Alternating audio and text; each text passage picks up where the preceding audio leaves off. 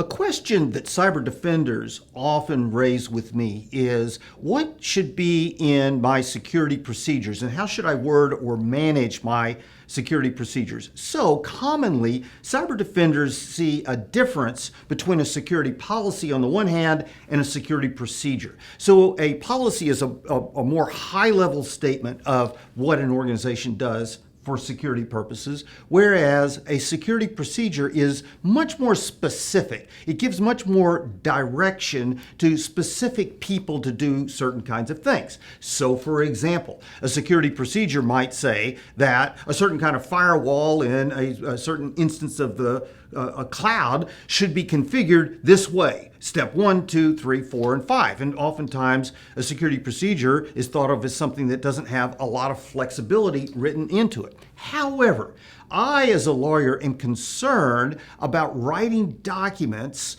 that state very specific kinds of requirements and then have those documents exist for a long period of time. I get concerned that someone will write a document, they call it a procedure, and they'll say a firewall has to be configured this way, and then this document sits around in the records of the organization for 5 years, and it becomes really out of date. And then later, somebody like a regulator is investigating and says, so what do you do about firewalls? Well, we got this document from 5 years ago, but it's really not right because that's not what we actually do.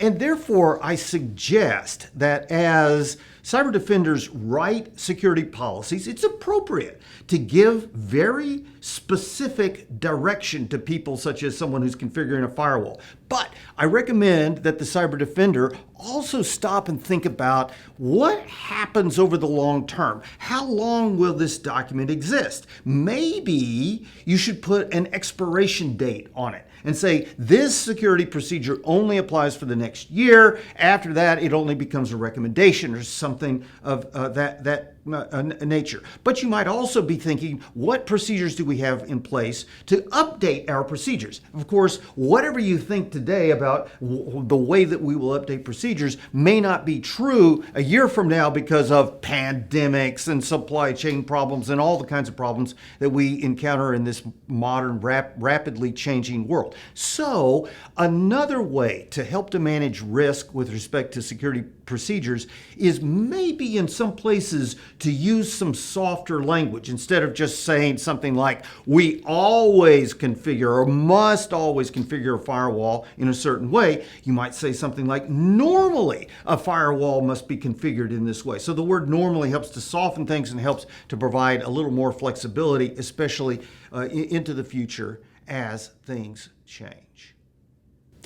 I teach a 5-day course at the SANS Institute. The name of that course is Legal 523, The Law of Data Security and Investigations. You can learn more about that at sans.org. You can also learn more about me and my practice of law at benjaminwright.us. Here in this video, I've given some ideas that can help to address legal compliance or legal risk. Obviously, through this video, I'm not your lawyer, and if you need legal advice, you need to go hire a lawyer to give you specific legal advice. This video is only for public education.